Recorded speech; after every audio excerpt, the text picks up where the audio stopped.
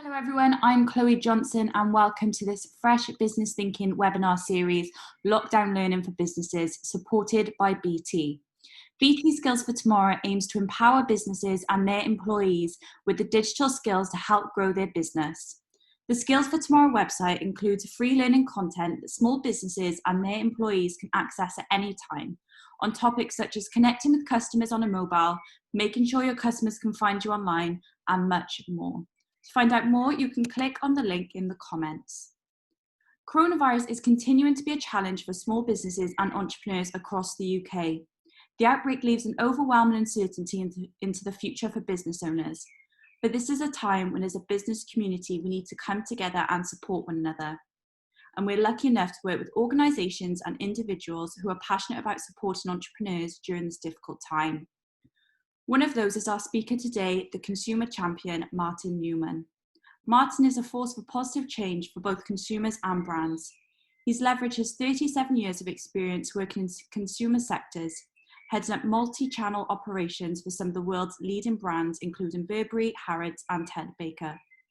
Today, Martin will give you his perspective on what he thinks consumer-facing businesses will need to adapt to COVID-19 and how to meet consumer expectations.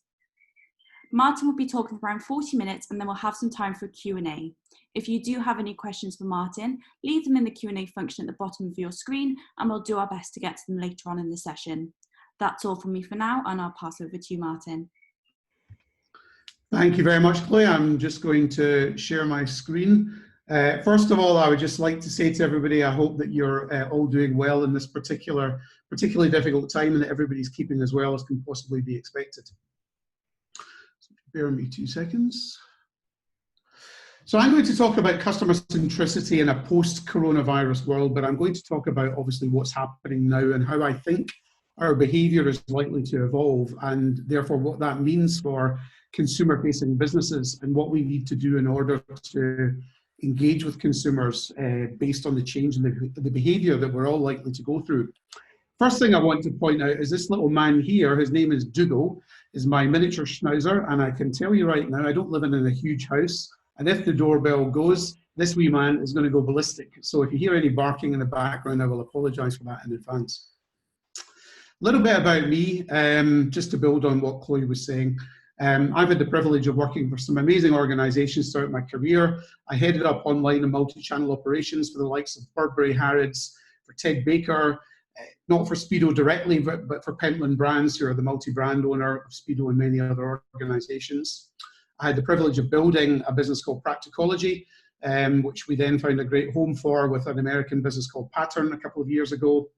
I'm on the advisory board of Yext, which is a digital asset management platform, also driving ask and answer solutions on brands' websites. ClearPay, who are the leading buy now, pay later solution provider in the United Kingdom. I also have the privilege of being on the advisory board, being a trustee rather, on the board of InKind Direct, which is a fantastic charity which actually provides support for thousands of charities around the UK, and they've never needed it more than they do so right now. And recently had the great privilege of joining the board of the retail arm of the Scouts. So that's a little bit about me. In case you're interested, I have written a book about this stuff, about customer centricity, which has been doing fairly well. And I'm now on my second one, which will be out next year. It was shortlisted for the Business Book of the Year Awards last year. I thought rather selfishly they gave it to someone else. But there you go, can't win them all. You may occasionally see my ugly mug popping up on television. I'll be on BBC in a couple of weeks. I was on Radio Wales this week. Arguably, I've got a face for radio, so I do quite a lot of radio work. LBC, BBC Scotland, Radio Wales, and so on and so forth, talking about what's happening basically within retail and other related issues. About a year ago, I launched a business called Customer Service Action, which is essentially a platform that's trying to drive positive change for both consumers and brands, but I'm not here to talk about that. What I am here is to talk about what's happening and how it's going to affect us all. So it has been a crazy time. And I'm sure most of you can identify with this signpost here, which qualifies, I guess, that we've all been disorientated, we've been confused, we've been a little bit lost, probably a bit depressed at certain times throughout this the course of this period of time. But as human beings, we always overcome adversity. There have been so many events over the years. Obviously, not many of us remember the Great Depression. Captain Tom, or Colonel Tom as he is now, the the fantastic man who's created all the buzz around generating millions and millions of pounds of donations for the NHS and associated charities. He would have remembered the Great Depression, World War II, the dot-com crash, 9/11, when none of us thought we'd get on a plane after 9/11. Well, it didn't take that long for our behaviour to change as far as that was concerned. Of course, we had the global financial crash of 2008, and now we've got COVID-19. So we do have a new normal. That's the long and short of it. You'll hear this term being used fairly frequently. However, sorry, 2 seconds. My deck doesn't seem to want to move on. The new normal is a period of transition, and it's a period of transition prior to the next normal. So we're going to go through a few phases of new normal. The one at the moment is the one that we're in, and then hopefully when Boris next week tells us what the lockdown exit strategy looks like, that'll begin the phase of the next new normal. You'd be quite entitled to be sitting there thinking that everything is going to change off the back of what's happening right now. But I honestly don't think that it will. I think there will be some change, and some of that will be permanent, and some of it will be temporary.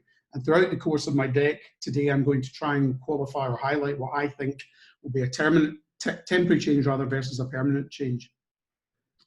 This is a study from University College London that said that they studied 100 adults, and they basically were able to determine that it took 66 days for a new habit to stick.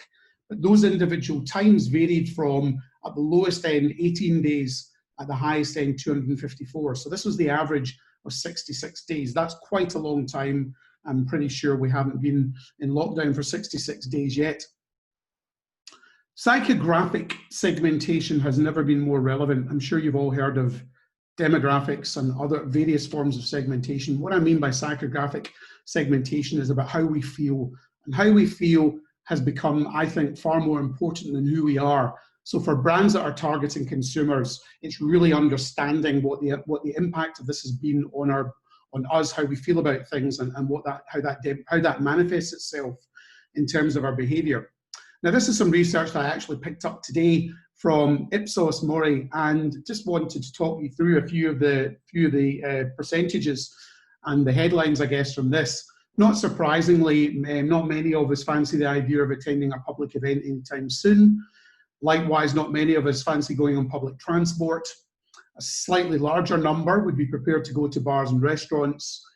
Increased number would be happy sending our children back to school. I could probably imagine why that would be.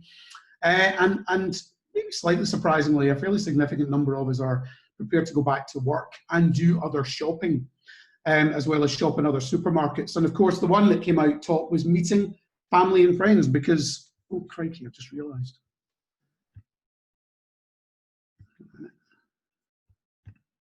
Oops, hang on. Sorry guys, I thought for a second I was on mute. My apologies, give me 2 seconds. Slight faux pas there on my part.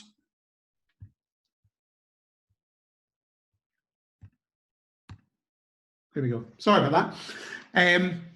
Safety and safeguarding has replaced convenience as the key driver. So I'm not suggesting that convenience isn't still important, because it absolutely is. But clearly when we go into a supermarket, we want to feel that we're going to be socially distancing from other consumers, having things picked up at the curbside, having things brought out to us, having things left on our doorstep, ordering food online. These are all behaviours that we have started to pick up during the coronavirus period. So what I'm going to talk about now is, and I've got these little icons here to qualify what I think is going to be a temporary change versus something that's going to be a permanent change. So first of all, with regards to consumer behaviour and customer segments, there is no one size fits all. And I think that we're going to primarily adopt one of 3 core behaviours. On the left-hand side, you've got that group of customers who just cannot wait to get out. We've been cooped up for however many weeks, 7, 8 weeks by the time we probably get out of this. And they cannot wait to get going. They may have been in the house with young kids for a long period of time and are desperate to get back out there, get shopping, and get out and about their life.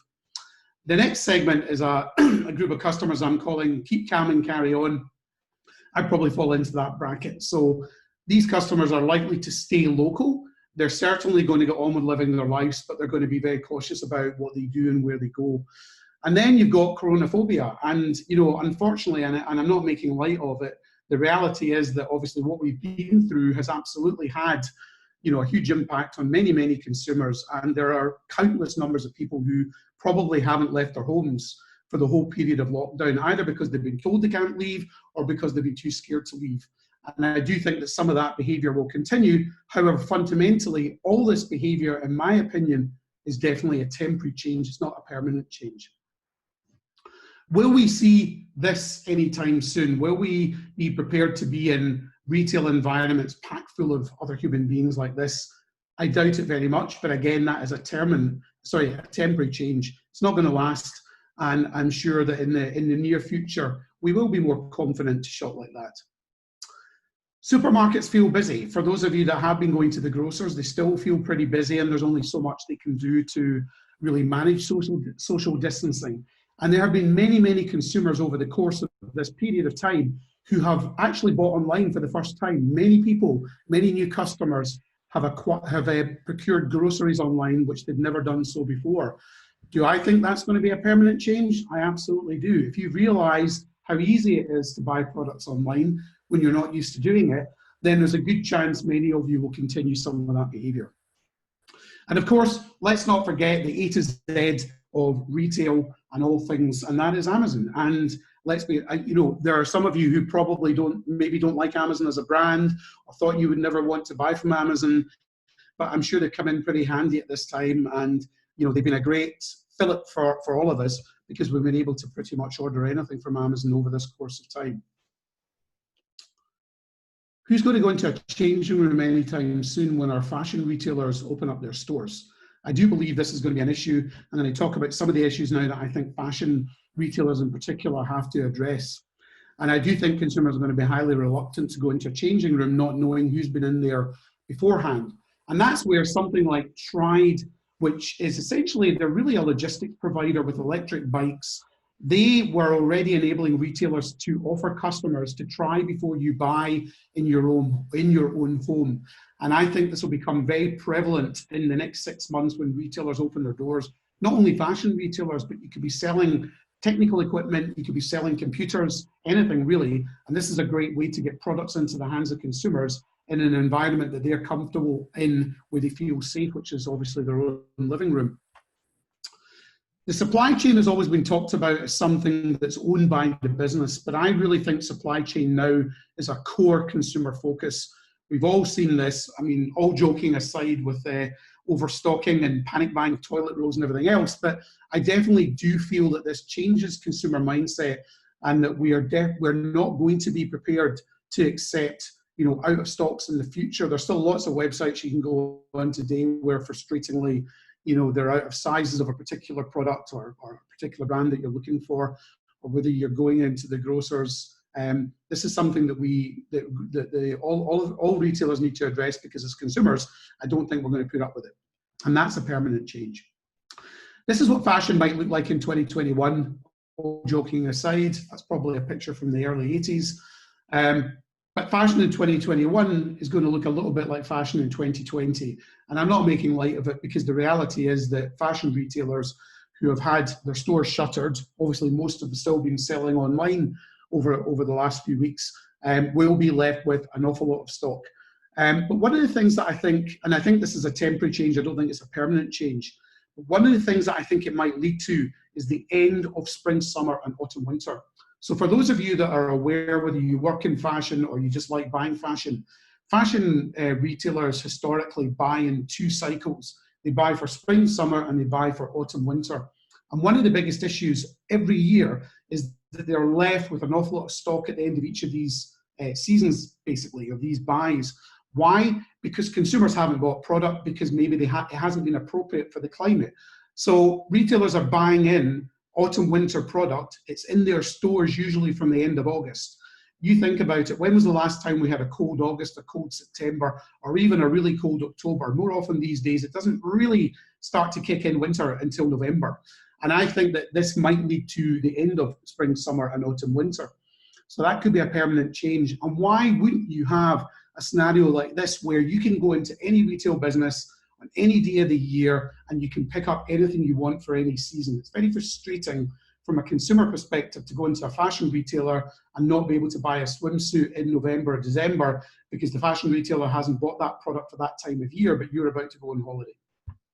So that could be a permanent change that we see. What I'd ask you to do now is just close your eyes and imagine what retail looked like in the 1960s. Go on, indulge me for 2 seconds. What did retail look like in the 1960s? And if you open them again, it might look a little bit like this. And this is a series of artisanal, independent retail propositions, all in and around the London area. All look fantastic, but they all give you a feel, don't they, like they're from a bygone era. It feels like they're out of the 1950s, 60s, 70s, maybe even earlier. And I think that this is the future of retail. I absolutely don't think high street retail is going anywhere, despite the fact that sadly we have lost a lot of retailers in the last year or two. We've also lost some since the start of the coronavirus, and I'm sure we will lose more. But I think what we'll find in the future is a better balance of independent retail, specialist independent retail, artisanal independent retail, along with some national retail businesses. So I see that being a permanent change. There are also platforms around for independent retailers that can help them go beyond their local high street. So even an independent retailer that only has one store somewhere like High Barnet around where I live, you could be on Down Your High Street, which is a platform that gives that digital presence for independent retailers, and it has all of the services and propositions you'd expect, such as ClearPay, I mentioned earlier, which is a buy now, pay later solution. They're supporting the high street. They've got a very strong delivery proposition. This has enabled hundreds of retailers, hundreds of independent retailers in the UK to stay in business. Without this platform, hundreds of independent retailers would probably have gone bust during this period, but it's enabled them to continue to sell. Apologies for the next picture. Experiential retailer will definitely lure us back into physical retail. I do a lot of high street videos and looking at what different retailers are doing. This was in New York last year. This is in the CoverGirl store in Times Square, where you don't even need to try the product on. It's using augmented reality, and you can just pick up a product and it will basically project onto your face what the lipstick would look like. I thought I looked very fetching in that particular lipstick, if I do say so myself. And I do think that experiential retail is the future, because if you're not giving a great experience in the physical environment, then why on earth would a consumer want to go in there in the first place? Cash, anyone? No? Can't imagine too many of you, even those of you who are venturing out at the moment into physical retail, will be using cash at the moment. We are moving very much towards cashless and cardless payment environments. We do have to bear in mind that there are still a sizable number of consumers that live in our society today who unfortunately don't have access to a bank account. We still have to cater for them. So I'm not advocating for the removal of cash. I just think that given its propensity to transmit something like coronavirus, most of us are going to be sticking to touchless payments. Just on this note, I read a rather amusing anecdote this week from Canada, that Canadian citizens are stuffing as much cash as they can into their washing machines in order to clean them and remove any sign of COVID-19. I thought that that's bringing money laundering to a whole new level. That is going to be a permanent change. The other thing I think is going to be a permanent change with retail in the future is the use of the physical space. So we all know that there are lots of empty spaces on our high streets, and we all know that landlords, by the way, are struggling as well and are in a very difficult situation at the moment as well, and we have to think about their business. But landlords are going to have to really rethink, the fact that they can't sell 10 or 20-year leases anymore. Who's going to take out that length of lease on a physical retail store anymore in the near future? Not many businesses would have the confidence to do that. So they're going to have to repurpose them. They're going to have to make the spaces available for pop-ups. They're going to have to make the space available on short-term leases. Why couldn't John Lewis have a small format store in my local high street in High Barnet? Why does it have to open hundreds of thousands of square feet of a department store? There's no need for that. They can still take the brand and go with a curated range and access consumers in physical environments. This is a brand called Best Days Vintage in Colchester. There was a really good initiative led by a guy called Neil Gibb, who I know, and it's the South Lanes project, where they've basically taken a bunch of retail stores and tried to repurpose them and turn them into something more engaging. in this particular vintage store, you can go in and have a cup of tea or coffee, you can have a scone or a sandwich, you can see all the vintage products there on the left-hand side. What you can't see out of screen on the back of the store is that at the end of the week, they clear all the products off the shop floor, they've got a stage there, and they have a band in and they have a gig. So what they're doing is they're thinking about, how do we turn this traditional retail space into something that gives people more reason to come in and have a tea or coffee, come in and buy some products, or come in and be entertained on a Friday night. And I think we're going to see a lot more of that in the future. That's also going to make these spaces a lot more profitable. The next thing I want to talk about is about keeping in touch on an emotional level. See you on the other side, this really nice card here. You know, we are all in this together. We have all been affected by this in so many different ways. I don't think you'll find a single human being who hasn't felt almost like they've been knocked down by Mike Tyson and not really knowing what's happened to them. You know, it's a crazy, crazy situation that none of us have experienced in our lifetime. It's just bizarre. But I think one of the really important things for any brand to do, whether you're a retailer, a car dealer, or a restaurant, doesn't matter how difficult a time you're having at the moment, is also showing your customers that you care about them. How about sending them a card? Most of you have a database. Send them a little card in the post. I don't know about you, but sometimes when I have a meeting with someone, I like to send them a handwritten note. How nice is it to get a handwritten note these days when all we ever get is emails? Send them a card and just say you're thinking about them and you hope them and their family are all well and you look forward to seeing them on the other side. I'm sure people will remember that. And that needs to be a permanent change. Where are e-commerce sales going to land when things calm down? So those of you that know me know I've stuck my ugly head above the parapet before, and I've been quoted as saying that I thought that e-commerce probably wouldn't get to more than 40% of total retail sales. Now that was before the pandemic started. And of course, at the moment, it's probably 80 or 90% of total retail sales, or not far off that. It was 20% pre-pandemic, so prior to this kicking off, so go back to February, e-commerce was approximately 20% of total retail. Where do I think it will land post-coronavirus, when everything's calmed down? 25 to 30%. Some of you might think it's going to be a lot more than that. I don't. I think physical retail will come back, but even 25 to 30%, that's an enormous uplift. That's many, many billions of pounds from where we are today, and that's going to require all of you to make significant investments in the right technology, the right skill set, the right processes, the right level of customer engagement. So a lot of change to come. All consumer sectors have to adapt to the new normal, both the new normal now and in the future. Who fancies a test drive right now? So if you're a car dealer or a car showroom, you're going to be pretty worried, I would have thought, about what happens next, not only because buying a new car is probably not going to be top of the agenda for most people in the short term, but when somebody does want to, how do you go about that? Are you really going to be prepared to sit in a car alongside a car salesman? Probably not. Maybe video conferencing is one way to overcome that. Maybe you could do a virtual test drive. I think there are lots of ways they can overcome it, but that's one of the things that's going to have to be addressed. How about a hot, sweaty workout?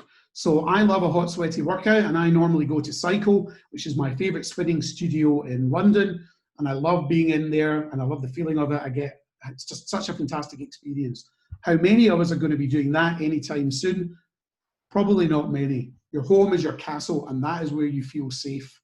And so I think that, you know, brands like Cycle, Pure Gym, David Lloyd, I think they're now going to have to move towards a combined model, not a temporary one where they're doing online classes on Instagram at the moment, but I think they're going to have to move to a physical and a digital model and let their customers choose how they interact with them. Do I have a workout in your gym or your studio, or do I have a workout in my home but still engaging with your instructors? So I think it's an opportunity, but I definitely think this is the way they're going to have to go, certainly in the short to medium term, until all of us feel comfortable going back into the physical gym environment. Benidorm, anyone? Probably not anytime soon. And I think, again, most of us are going to be staycationing. So again, if you think about high street retail and independent retail, well, actually, as long as we're allowed out and we're allowed to staycation, and I hope we are, because I've already booked to go to Cornwall in August, then, you know, the independent retailers there are going to benefit from our pound and our spend that would normally be spent going abroad. So staycation and local businesses are probably going to get a boost. Is international travel going to come back? Of course it's going to come back. Like I said earlier, remember 9/11, most of us felt pretty scared and petrified probably about getting on a plane in the immediate aftermath of that, but it didn't take that long for those concerns to sort of dissipate and for us to have the confidence to do so again. But I do think this is going to be a permanent change, not in the sense that we're not going abroad, but I think that this is going to probably drive a lasting shift in the percentage of consumers that choose an international holiday over a staycation. I see staycations rising over the next few years. What about the pub? Boy, haven't we all missed going to the pub.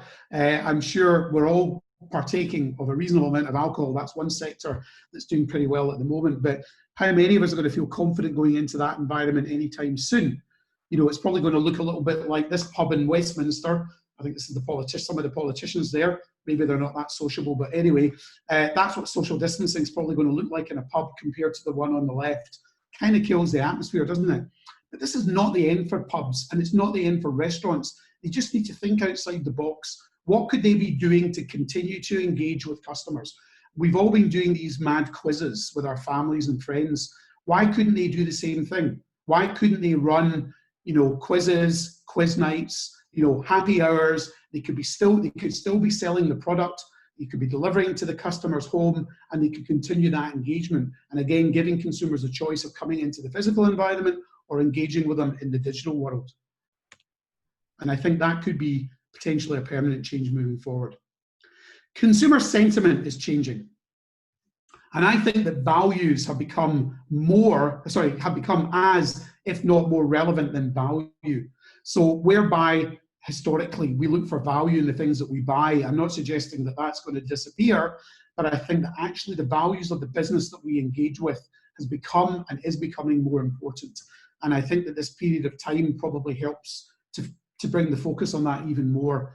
I've always aspired to someone like Richard Branson. He's found himself in a bit of a PR scrumash, as we say in Glasgow, because obviously he's been asking the government for a bailout when obviously he's a very wealthy man. So I think how entrepreneurs like Richard Branson or entrepreneurs like Mike Ashley or hotels in Aviemore who, on the day they decide to close their hotel, tell all their foreign staff, which constituted the majority of their staff, that they're all homeless and they've all lost their jobs. These businesses will be remembered, and I really do think a lot of consumers will remember how different brands behave. So I think it's really important that leaders of these businesses think about the importance of values to consumers and what that means, not only now, but moving forward. So that I see as a permanent change. I hope we all come out of this feeling a little bit more aware of the food that we eat and the food that we waste. There are tens of thousands of people homeless in this country who can barely, who really struggle to get a hot meal at any time of the year. And let's be honest, myself and all of you included have been stockpiling over this period and have probably thrown out countless amounts of vegetables, countless amounts of fruit and other products that we just didn't really need or that we over-purchased in the first place. So I do think that one of the positive things that hopefully come from this is we'll be much more cognizant of that in the future, and then also hopefully a bit more giving in the future to people that might need that support. Purpose before profit, and brands that do that, I think, are the brands that will win in the long run. Tinson's a brand I've always had a lot of respect for. You can get your keys cut there, you can get your shoes rehealed there. This was a board outside one of their stores that said, if you're unemployed and you need an outfit cleaned for an interview, we will clean it for free, right? Do they do dry cleaning? No. Is this an opportunity for them? Is this a play from Timson to get more money out of your pocket? Of course it's not. What this is about is saying, we care about our community, we care about you. If you're hard done by, we're going to give you a little bit of a leg up if we can. That's all that is. And that goes, I think, a long way, and that is what I call putting purpose before profit. And that needs to be a permanent change, as does putting the planet before profit. Hotel Chocolat, their planet pledge, not easy for me to say, around packaging. 100% of our packaging will be compostable, reusable, or recyclable by 2021. Now, how many times have we heard brands say, we'll be fully sustainable by 2030, by 2050, by 2025? Sorry, it's not good enough. Here's a business that says, you know what? We're going to put a line in the sand we're going to do everything we can to achieve it, and it's next year. Now, whether that's still the target or not, I don't know. But I think that that's what all of our consumer-facing businesses need to be doing, and in order to ensure that we have a planet that's fit for purpose for us, for our children, and for our children's children. Permanent change. I think the age of consumerism is dead, not for everyone, but for quite a lot of us. And what I mean by that is that the time when we used to buy stuff just because we could, I do think that's a thing of the past. And I think if you think of stockpiling aside, if you think of all of your own behaviours over the last sort of 6 weeks, 7 weeks, by the time we come out of this, you must have been thinking to yourself, do I really need that? Do I really need a new pair of jeans? Do I really need a new little black dress? Do I really need that new pair of trainers? Question mark. And I think this will change our behaviour and make us much more conscious of what we buy. So how does that impact fashion? Well, fast fashion might become not so fast fashion.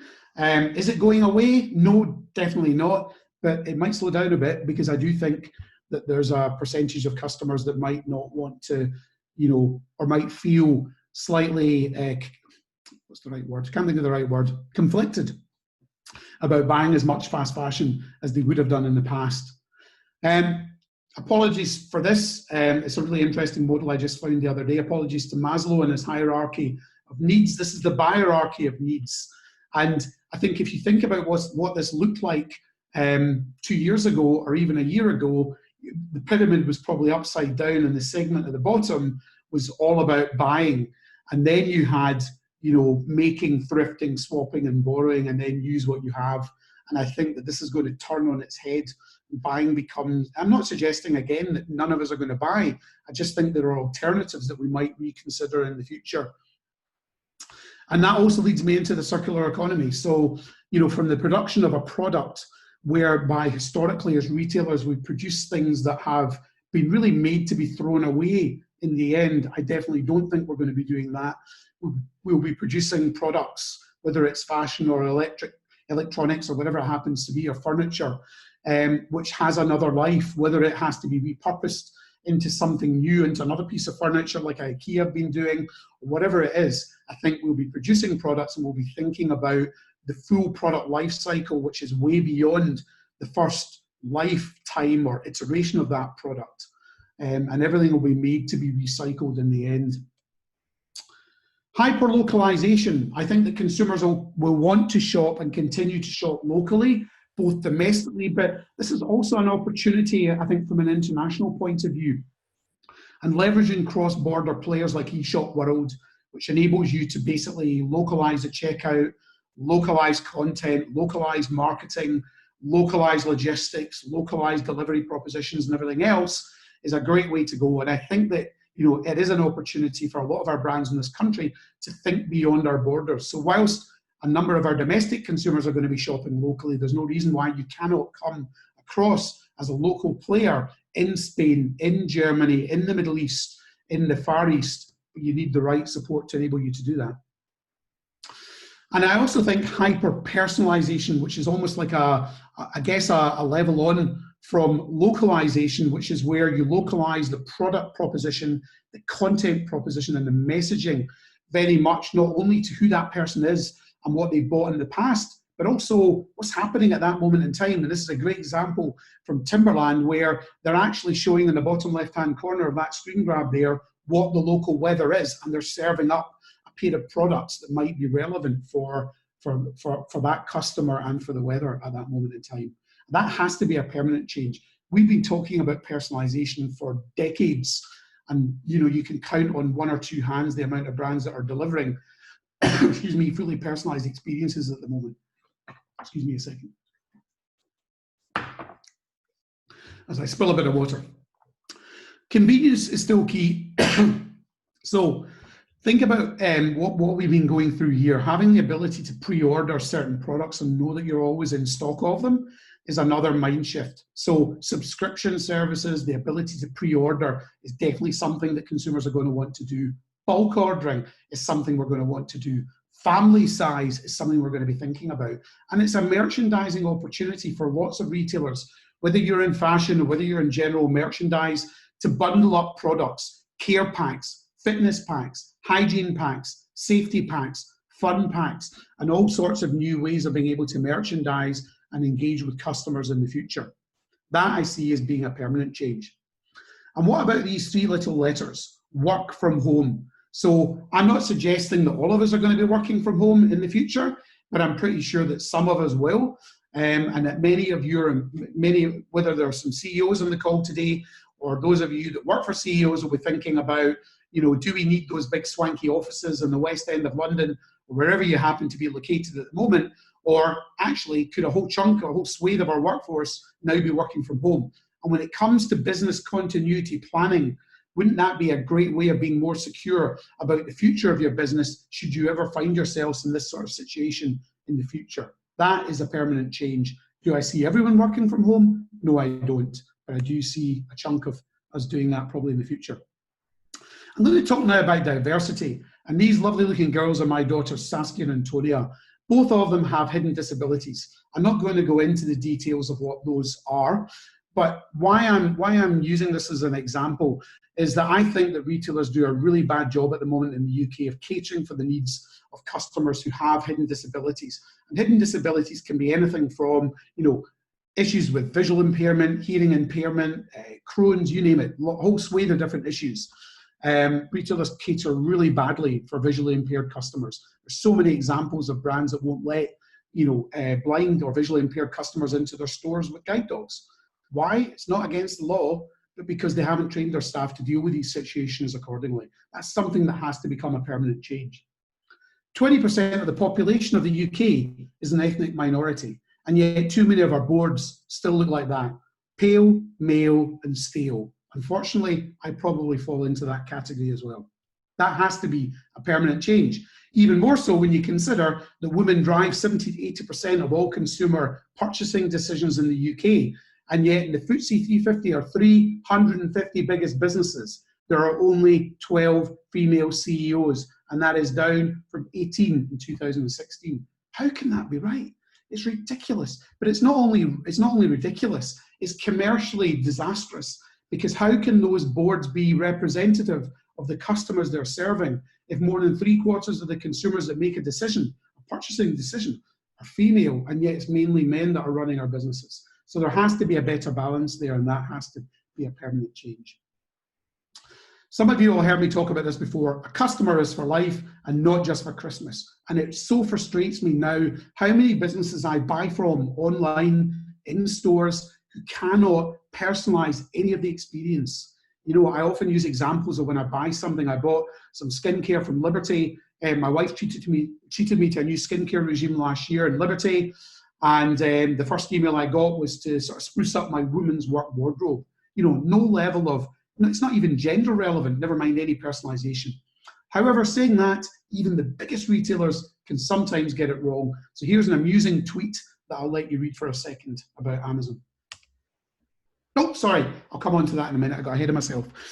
A 5%, spoiled the punchline there, a 5% increase in customer retention leads to a 25 to 95% increase in profit.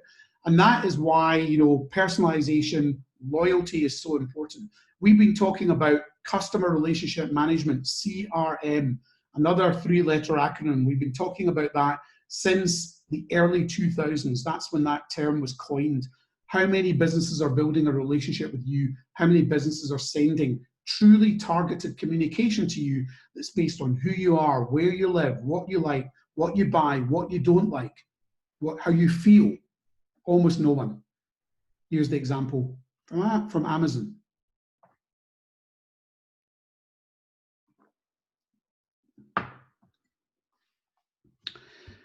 I guess in the context of doing a webinar, given that I can't hear any of the responses, I'm going to hope that you're laughing out loud at the moment. This is my local barber shop. As you can tell, like all of you, I haven't managed to get there yet for a while, but hopefully we'll do soon. This barber shop is made up of 5 Greek Cypriot barbers, 5 Greek Cypriot barbers in Cockfosters, and they have 240,000 followers on Instagram. And I bet you there are a whole bunch of you on here that work for some fairly big brands who don't have anything like that level of engagement on Instagram. And all it is about just engaging with customers. You know, Harry, who's the guy in the middle there, he's doing live connections to his fans on a Friday night and a Saturday night just to keep the dialogue going.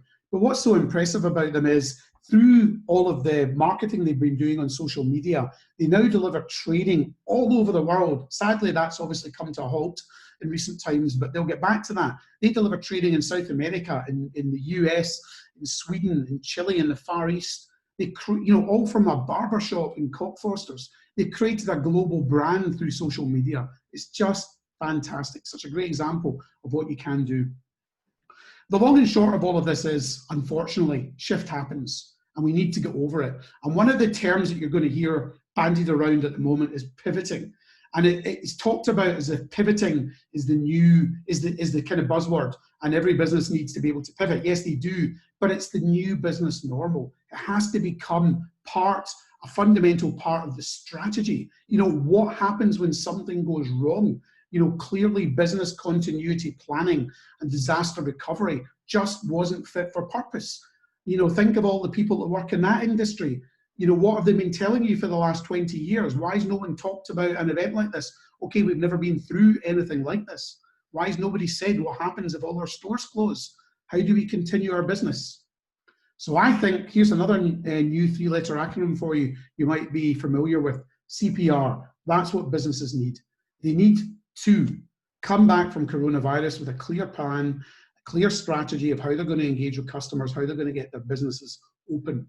They're going to have to make sure they're pandemic proof, because let's be honest, the chances are this will probably happen again at some point, whether it's a second wave of this or whether it's another pandemic at some point in their lifetime. And they need to be recession proof. And the other thing is, it always amazes me why businesses just accept the fact that even though they're open 365 days, well, they're not open 365 days a year, but we have 365 days a year in our calendar. And arguably, if you have a website, you are open 365 days a year, even if you're not fulfilling orders every single day. Why do we take for granted or just accept the fact that we have times of the year when things are quieter? Why are we not thinking and using an opportunity like this, which I hope we will do, to think about how do we pivot? How do we make sure when we have a lull, when things are naturally a bit quieter, that we maybe repurpose part of our business and we take advantage of this and we actually turn it into another way of generating demand? It could be you have a physical retail store and that you become a logistics provider for someone else. You become a hub for somebody else's business during your quiet period. Who knows? There are lots of things that you can do. Try the business I talked about earlier that's enabling customers to try before you buy. You know, when all the retailers closed their stores, it would have been quite understandable to think they would have just wanted to go and hide under a rock, not knowing what to do. No, they pivoted. And what they did is they started selling and delivering groceries. So if you go into their website now and you go tryd.co.uk/essentials, you can get deliveries from them. What a fantastic example of how to pivot at a time like this. And finally, I really think the brands need a local supply chain, you know, and I'm not suggesting for a second that all of a sudden we manufacture everything in the UK, but given that the supply chain has clearly been broken, and if we look at what's happened, obviously, during the course of this period of time, you know, doesn't it make sense now to start sourcing products locally again? Think of all the manufacturing sectors that have been killed in the UK in the last 30, 40 years as everything's gone to China. You know, isn't this the time where we can start to think about how we source locally and how we start to build up the economy locally as a result of doing so as well? I hope you enjoyed my little presentation. I'm going to take questions in a minute. Just before I do, I'm going to ask a favour of you all. I'm running a survey at the moment, and I'm running it because I want to capture as much insight and feedback as I can from you, because you're all consumers, and from anyone else you know, about how you're feeling about things at the moment, how you think your behaviour might change in the future. I want to substantiate some of the stuff I've been talking about, but also learn some additional insight. So I'd be really grateful if you take a few minutes to go into customerserviceaction.com/save the high street. It's 5 minutes of your time. We will publish the insight that we generate. We've already had a few hundred people take part. We'd like to get to probably 1,000 plus. And we will also use that insight to share it with our retailers and share it with our other brands that are on the high street in order to help them and give them the insight of what they need to do to maintain the relevance and to engage with consumers when we come out of this situation. If you do want to know more or you want to follow me on any of my channels, here's a list of the different ones that I have. I've got a TV channel, I've got a podcast, you can follow me on Twitter, you can email me, and I think that's it. I hope you enjoyed it and I hope we've got a few questions. So I will now hand back to studio, as they say, to Chloe. Thank you very much, Martin. I'm sure our audience will agree that was a great session filled with a lot of informative advice. Let's have a look at some of the questions we've had in from the live chat. The first one is from Paul. Companies have been behaving externally to their customers very differently during these times. Do you think those retailers that haven't handled things very well, for example, the Range and Wetherspoons, will be punished by consumers in the long term? It's a great question, and it's always hard to know. Like I said at the very outset of my presentation, some habits stick, some don't. But I also talked about the importance of values, and I really believe that this period of time has really heightened everyone's awareness of what our values really need to be. Look at what we do every Thursday night at 8 o'clock when we come out of our houses and we clap for the NHS. We've all been looking out for our elderly neighbours, I'm sure. We've all been much more community focused. And I think that also aligns itself with the values and the values that the businesses that we engage with or choose to engage with communicate to us. And I really think that some of those businesses have shot themselves in their foot pretty significantly. Do I think it will be a lasting change? Probably not for the majority of consumers. For some it will. I think there will be a certain percentage, probably a relatively small percentage of consumers who will automatically not go back somewhere as a result of the way that some of these brands have behaved during this crisis. In the short term, I think it'll have a bigger impact. In the short term, I think there'll be quite a lot of people who will decide not to spend their money with some of these brands. But over the longer term, I think we do tend to forget things over the longer period of time. Okay, the next question is from Karen. What do you think hospitality will look like on the other side? Pubs, cafes, restaurants and hotels? Great question, Karen. And unfortunately, that is a sector that's probably going to be even harder hit than retail. Maybe not quite as hard affected as the airlines, but it's going to be very, very difficult. Interestingly, a friend of mine has a business, I think it's called Sateliet. I noticed that he's manufactured these screens that can go between tables, or you can clip onto in fact, it sits, I think, on the floor. It's a tough cardboard with a perspex screen that can sit at the side of a table in a restaurant that I think will give consumers the confidence to sit at a table in a restaurant. So there'll be lots of these sorts of solutions that will come out. I talked earlier about pubs thinking about how to leverage digital channels. So if someone can't actually physically come to the pub, how do you take the pub to them? If I'm a consumer and I'm too nervous to come into your environment because of social distancing and fear of picking up coronavirus, why not allow me to engage digitally? Why not run quiz nights? Why not run fun nights? Why not run happy hours and give me the opportunity to buy alcohol, to buy food from you as a business? I think you just got to think outside the box and think about how we use all the channels that are available to us in order to continue that engagement. Restaurants are going to have to work really hard to build their takeaway and delivery side of their business. So they're going to have the right logistics partners like the Deliveroos, the Uber Eats, the Just Eats. They're going to have, that's the side of their business that's going to help them, I think, to continue demand, not only now, but in the short term, whilst consumers are reluctant to maybe come into the physical restaurant. But ultimately, they're not going to be able to have as many tables, which means they're not going to have as many covers. But I still think they can make it a success if they just leverage, as I say, digital channels and leverage logistics and understand how consumer behaviours change and how to tap into that. The next question is from Rebecca. As a startup business in the cosmetics and fashion industry, what would be your top tips for engaging customers during COVID-19? Wow, good question, Rebecca. As a startup business sorry, just say that again to me. Was it the beauty? Cosmetics and fashion. Cosmetics and fashion. So I don't know if you already have a customer database. I'm sure you have something. It sounds like you're a relative early business. It might be just worth asking Rebecca, actually. I don't know whether she can respond straight away, whether she's got stores or whether it's just a digital business. I'm assuming she's got a physical business by the nature of the question. Anyway, I mean, if you've got a physical business, then obviously you can't open your doors at the moment. So hopefully you've got a website. Hopefully you've got your own website. Even if you have your own website, you can be going onto a platform like down your high street, which would enable you to leverage their customer base and sell way beyond the confines of your own locality. So I think there are lots of ways to continue the engagement with customers. If you have got a database, as I said earlier, I would empathize with customers. I think you should tell them that you feel for them.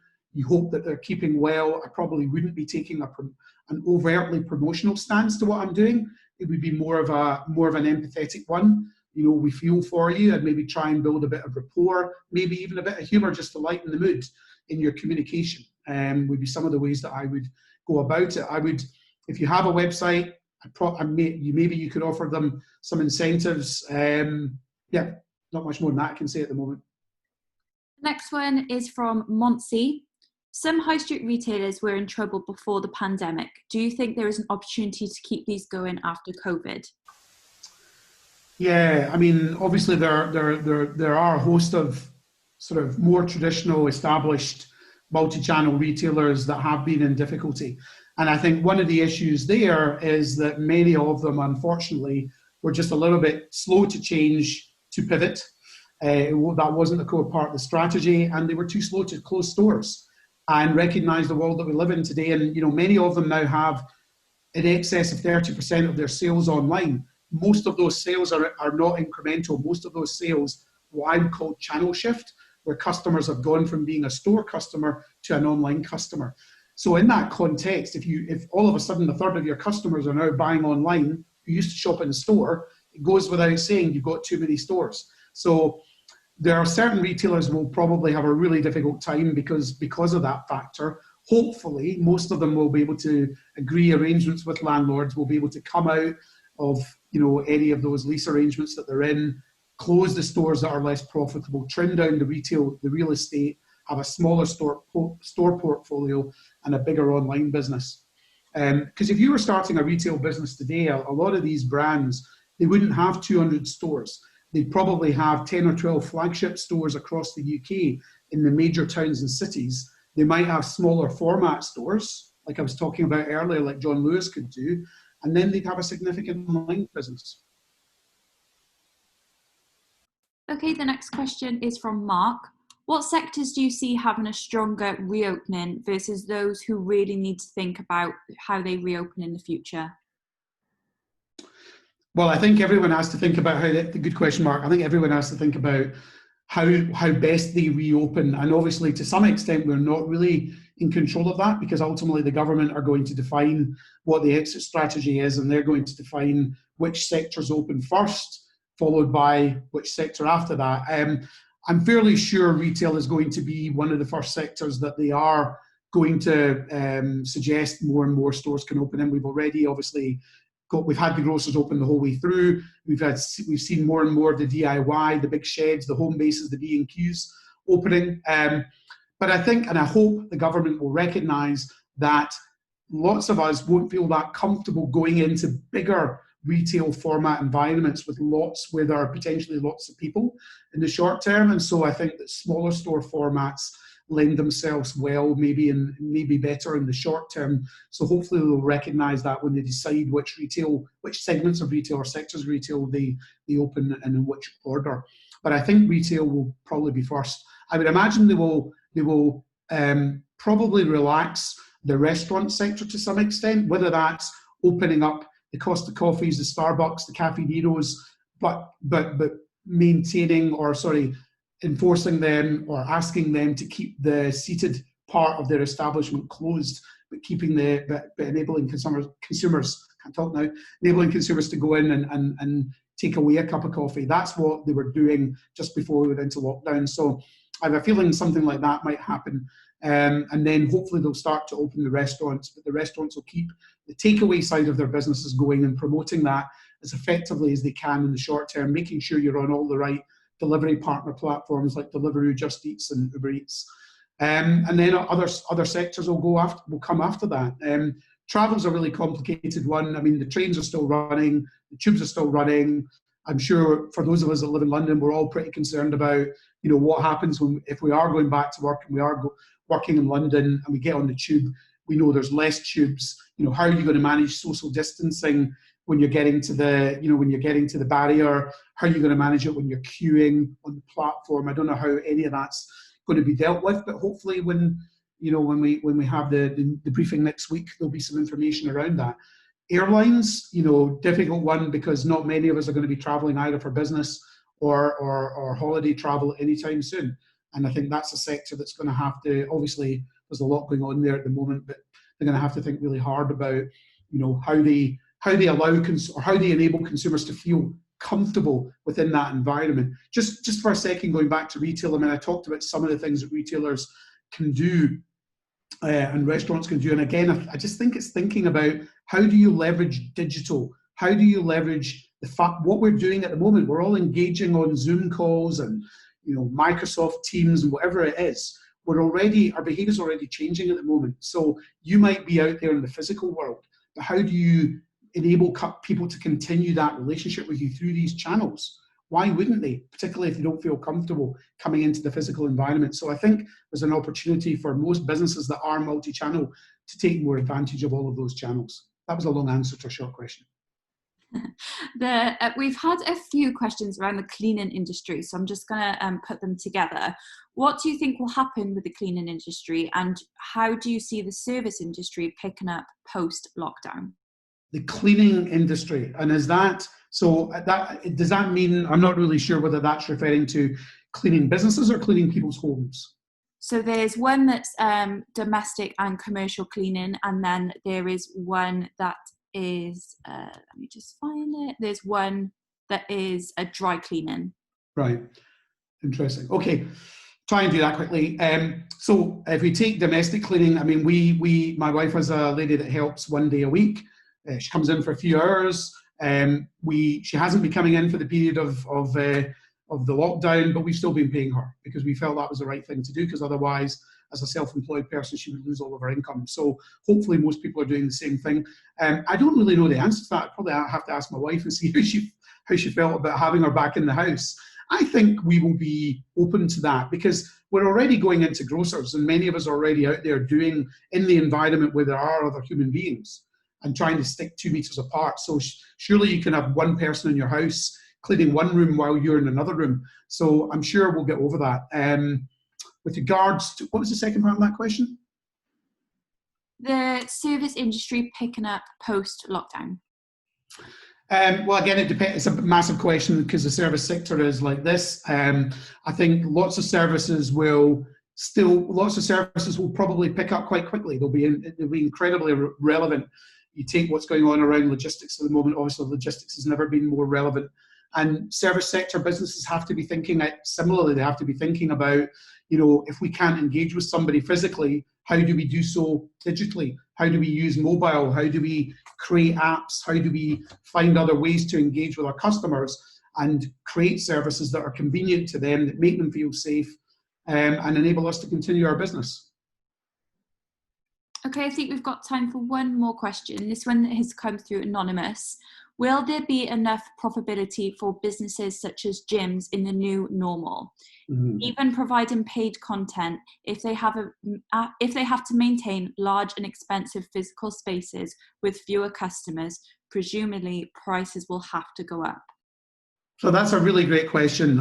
But I do think that there is the opportunity to balance that by having a lot of paid for digital content, because I think quite a number, take how many of us are going to be working from home. All those people that are working from home, they're probably not going to be going to a gym like they used to do on their way into work or after work. So there's a whole new segment of customers that you could be engaging with through digital channels and continue that relationship.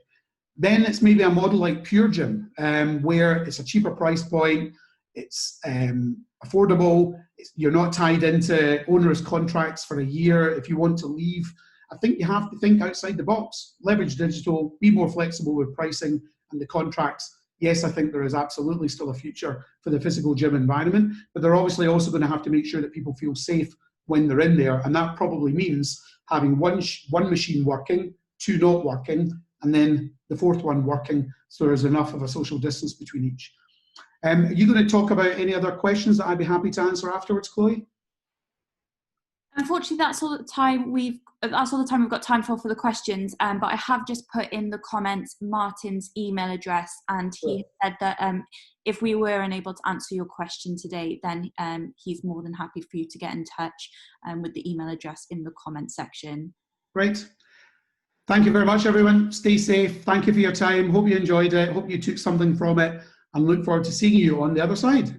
Martin, thank you so much for taking the time to join us. If there is anything you'd like to catch up on from today's session, then we'll be sending out a replay of the webinar coming shortly to our social media channels. Our next webinar in the Lockdown Learning for Business series takes place on Monday, the 4th of May at 2 p.m. and we'll be joined by Alison Edgar as she discusses sales in a digital world. If you haven't already, you can register for this webinar at www.freshbusinessthinking.haysummit.com, or you can click on the link in the comments. Thank you for joining us today, and thank you again, Martin. Cheers.